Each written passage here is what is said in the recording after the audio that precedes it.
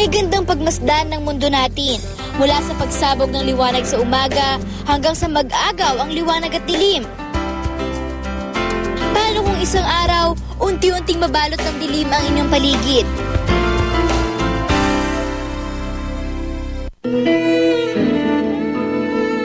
Ganito ang sinapit ni Kuya Aga, 28 anyos. Grade 5 pa lamang siya nang mabulag ang kanyang kaliwang mata. Pagdating niya ng kolehiyo, tuluyan ang hindi nakakita si Kuya Aga. Yun, na-depress hanggang sa umabot na mag-suicide. Nag-attempt ako siguro mga 5 times, 6 times na nag-attempt ako ng suicide. Noong lumuwas si Kuya Aga ng Maynila, natagpuan niya ang panibagong liwanag sa pamamagitan ng pagtakbo. Nabukan. Kinaya naman. Tapos, yun, sunod na hanggang sa na-meet ko si Sir Gado, yung nagko-coach sa akin ngayon. Hanggang sa ngayon, yun. Umabot ako sa competitive run. Agad na nakitaan ni Coach Gado ng potensyal si Kuya Aga, kaya matyaga niya itong inakay patungo sa isang bagong buhay. Number 1, meron kaming rope para lifeline namin dalawa. Magkahawak kami both ends. Hindi ininda ni Kuya Aga ang kanyang kondisyon. Katunayan, naging hamon sa kanya ang pakikipagsabayan sa mga kapwa runner na nakakakita. Training, hindi maiwasan, medyo madudulas ka, pero hindi naman siya nagpupunta sa injury or ano. Ano lang, talisod, o munti kang madulas, nakabunggulang na runner, na iba, o kaya medyo nagkamali ng daan, yun lang. Hindi nagpatalo sa hirap si Kuya Aga.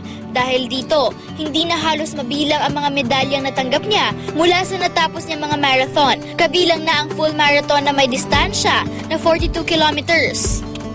Siyempre, masasaktan ka pa rin, pero beyond that, mas na-challenge kang patunayan sa kanila na, bulag na ako, pero kung sa running, may mga paapa naman ako na normal. Kaya ko naman kayong sabayan siguro. Bukod sa medalya, may isa pang naiuwi si Kuya Aga na lubhang mahalaga, ang tiwala sa sarili. Visually impaired din itong si Ate Tina dahil sa muscular dystrophy o ang genetic na sakit sa mata na nagsasanhi ng dahang-dahang pagkabulag. Pero hindi ito naging hadlang para ipagpatuloy niya ang pinakamamahal niyang propesyon, ang pagtuturo. Nung magsimula na ako na bumalik sa pagtuturo, nakita ko na mukhang dito nga ako talaga. Ngayon, isa na siya accredited SPED o Special Education Teacher sa Laguna Resettlement School. Ako talaga personally, sinasaluduhan ko talaga yung mga teacher nila. Kasi sa akin, my personal assessment to my SPED teacher, to Miss Tina Medina, she's really a good exemplar. Kumuha siya ng iba't ibang mga kurso sa Department of Education o DepEd at sa iba't ibang mga organisasyon para mapaghusay ang pagtuturo sa mga tulad niyang visually impaired. Kuya Luis. Okay, Kuya Luis. Anong letter po yan? Letter? Letter? Anong letter? A. Space. Pero hindi rin madali ang responsibilidad na dinadala sa balikat ni Ate Tina.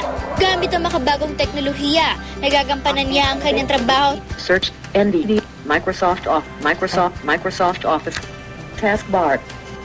Pero ayon kay Ate Tina, sulit daw ang paghihirap, lalo na't nakikitaan niya ng pagbabago ang kanyang mga estudyante.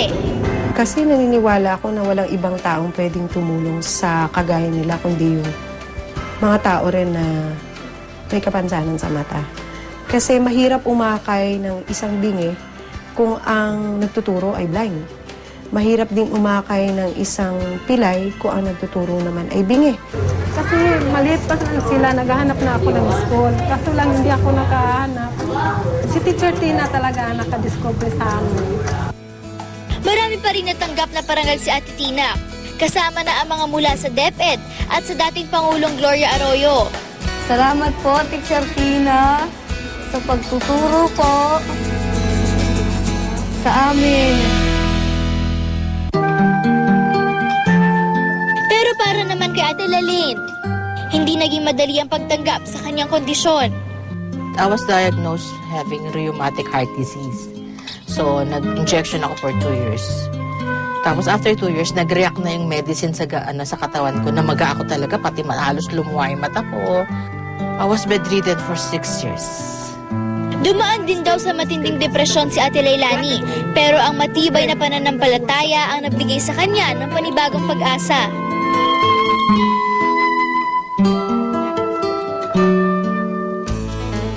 Sa kalaunan, nakahanap siya ng mga bagong kaibigan sa isang foundation. Dito, natuto siya ng mga pwedeng pagkakitaan. Ito po ang mga likhang sining ng mga person with disability ng Circle of Friends Foundation. Mga hand-painted bag na ginagawa ng mga miyembro ng foundation.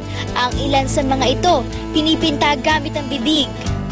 And so far, I can say ngayon na nagagawa ko yan. And self-fulfilling talaga yan. Para mas nakita ko yung essence ko ng pagiging tao ko nung naupo ako sa wheelchair. Dito sa tahanang walang hagdan, dinidisenyuhan ang mga bag. At kahit na hindi man daw siya nakakalakad, sapat na raw para kay Ate Leilani na maging tulay. Masaya talagang pagmasdan ng ating mundo, lalo na kung ang mga nakikita mo ay ang mga tao na sa kabila ng kanilang kondisyon, nagagawa pang magbahagi ng kanilang sarili at magbigay ng inspirasyon sa atin.